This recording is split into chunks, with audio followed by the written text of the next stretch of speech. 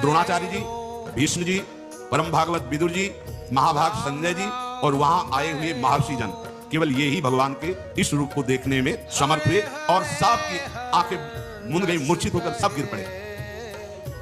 उसी समय समस्त दिव्य दिव्य ऋषिजन भगवान की स्तुति हाथ जोड़ करके कर रहे हैं।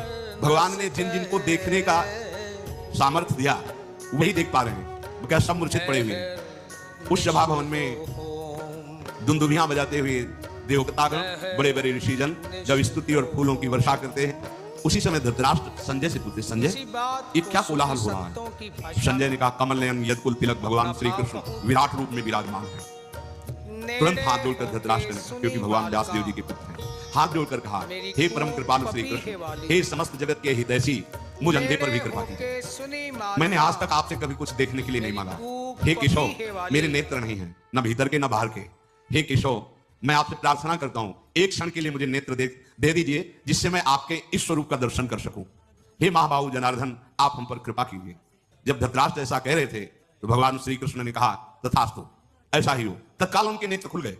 कर तुम अकर तुम अन्यथा कर तुम। तत्काल नेत्र खुल गए और भगवान के उस अद्भुत विराट स्वरूप का दर्शन धृतराष्ट्र जी ने भी किया। भगवान विश्वरूप का दर्शन कराकर अपने विश्वरूप का जैसे ही स्मरण किया, नेत्र उनके अंतर ध्यान धृतराष्ट्र के, क्योंकि मांगा ही केवल इतना था कि मैं दर्शन कर सकूं।